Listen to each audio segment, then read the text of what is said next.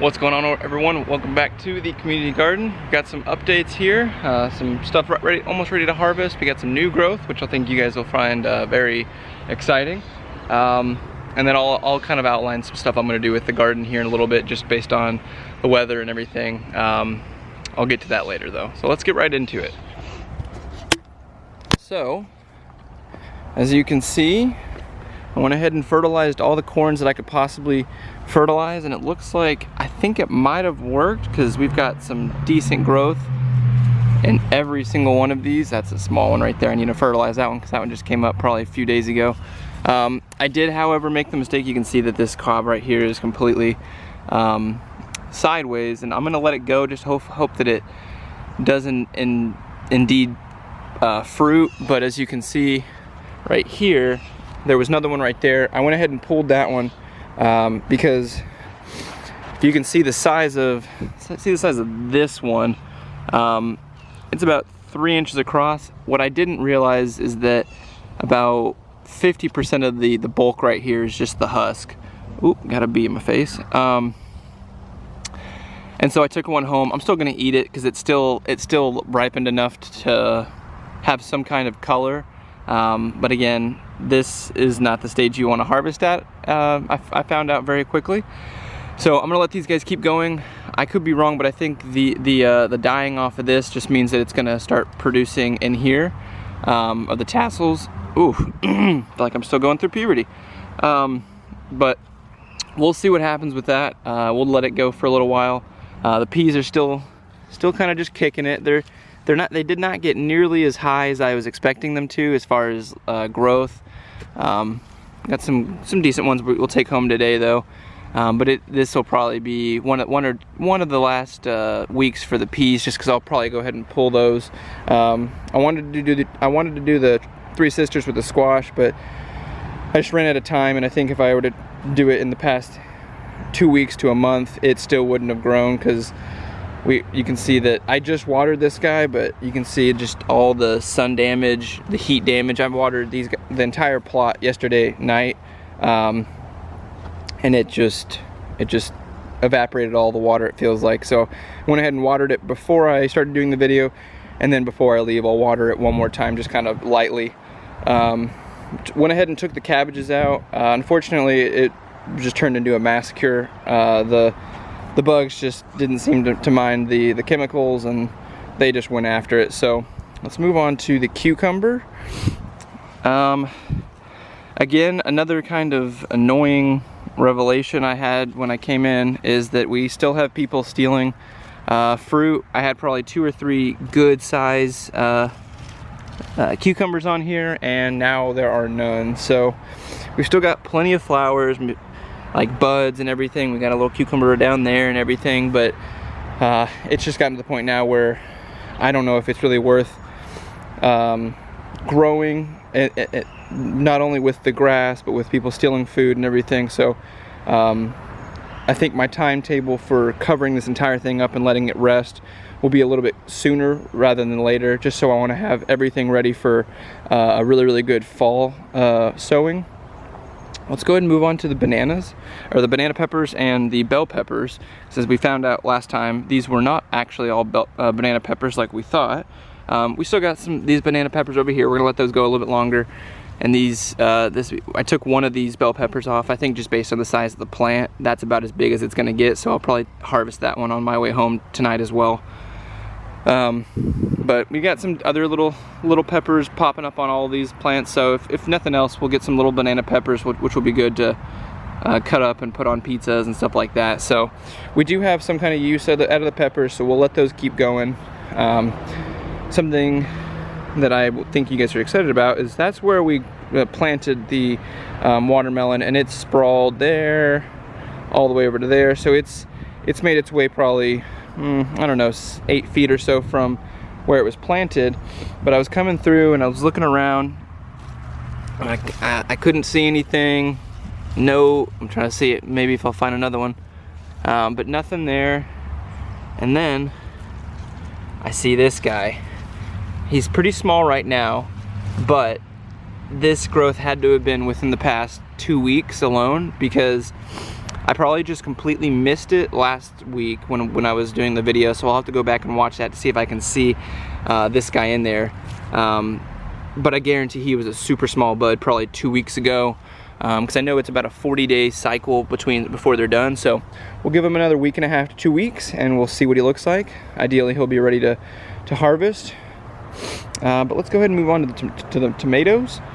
We've got some more growth on these cherry tomatoes. Love to see that. I still don't believe we have any buds on well, we have some flowers on 2 of the plants. Well, actually 3. All 3 of them have flowers now, but we don't seem to have any tomatoes yet. As you can see, I went ahead and did the Florida weave. You can kind of see a little bit in there, but it's done really, really good job to keep it upright, especially when I'm watering, because when I water, they love to move around a lot, and so that's nice to know that we can finally water them with a little bit more comfort.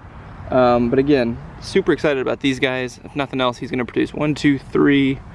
He's got a little bunch down there too, so another probably about a half dozen. So probably 8 to 9 total so far that are on there. Super excited to see that. Yeah, I know this probably will be a short harvest, just because when we get into July, all of these tomatoes are either gonna be big enough to survive or not big enough, and they will immediately die. I'm actually surprised they've made it this far. It's about 96 right now, I think. And in the next few weeks, it's only gonna get hotter. Let's go ahead and move on to these guys. I got a little nervous last time I came in and I saw that my cucumbers had been taken, so I went ahead and took these 2 guys that were down here. I'm gonna just put them in a brown paper bag, and I'll probably end up doing the same thing to this guy. Let's see if I can get a good picture of him. Let's see, probably can take some of this stuff off. Take that off, and we'll go ahead and take this off. Yeah, so you can see that guy in there. He's looking good. He's probably a week away from me harvesting. But you can see just there's 2, another 2, another 2, another 3 right there. This one's kind of funny. He's already started to heal himself, but you can see that little divot right there. He actually got stuck in between the 2 branches and was growing in between them. So I thought that was kind of funny. But got 1 right there, 1 right there, 1 right there. And then we got a few on this side as well. We got 2 right here, and I believe 1 closer to the bottom. I can't see it though. So we still got probably another dozen to harvest off of this. Ideally, we'll be able to get enough growth to be able to get some plants off of these other smaller vines as well, but we'll play it by ear, see what happens. Ideally, I'd love to get as much as I can, but I know that with the heat, these tomato plants are just gonna, unless they were in full maturity and just kind of like constantly producing, I think that it's a little bit late for pretty much all the tomatoes. But I am surprised to see that these guys, the cherry tomatoes, are actually doing pretty good. Not too bad at all. So here is the kale. I'm a little concerned about the kale because at this point it should be big, so I might go ahead and pull it and then just eat the small pieces. I'm not entirely sure. I guess I could let it go a little bit longer, but it doesn't seem to be growing more than probably an inch and a half a week, which is just very unusual for any leafy greens, mainly too. This is supposed to be the gigantic kale, so I think it's just a matter of the weeds and everything just not being able to get all the water and nutrients they need, because I've also been fertilizing as well. But we'll move on to the beets. I know they're pretty small. Let's see if we can get a good image of one. You can kind of see that one in there. Let's see, maybe. Yeah, you can see that one right in there. They're small, but I think what I'm going to end up doing is harvesting these as well, because for the time being, the leaves, I believe, let's see.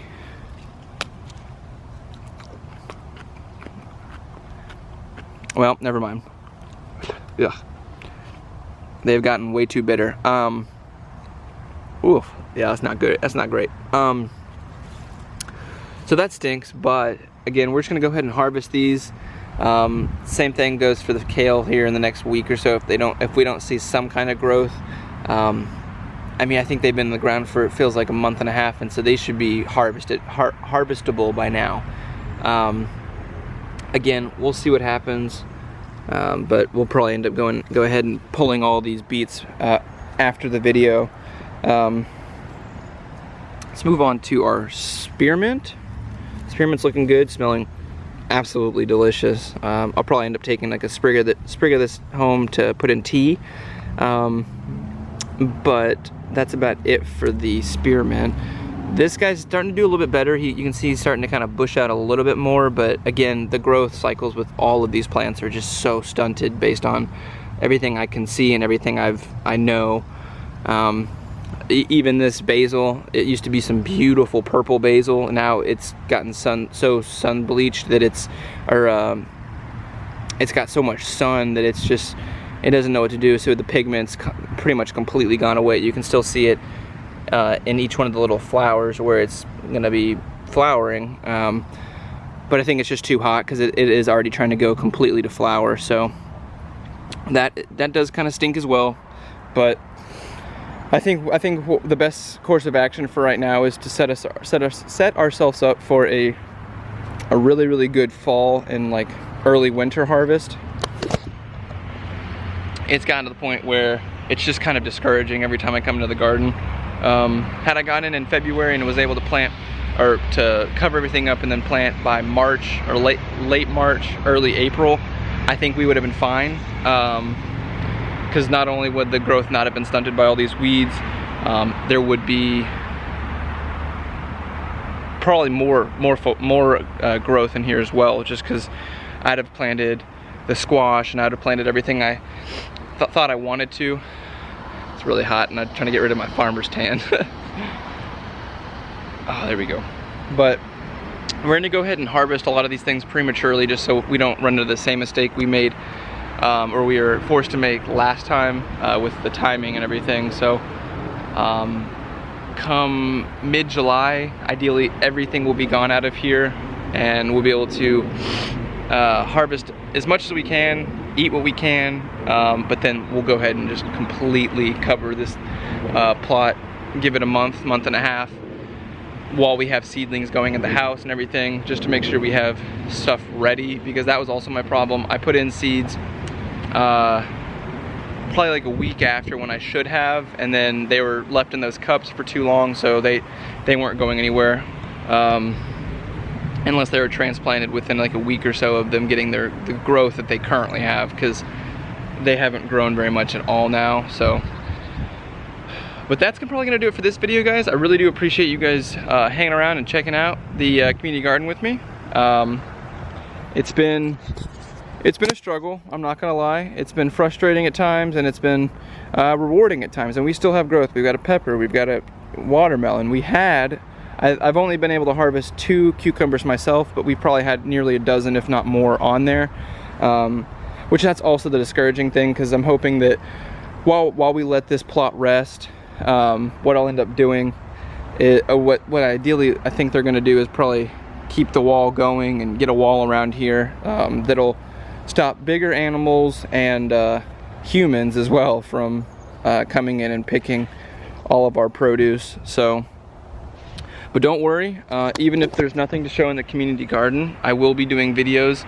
I've been wanting to, for a little while, I've wanted to expand into another series that kind of dives into plant categories, specifics of plant categories, what plants fall under those categories and all that kind of stuff, what they like, what they don't like.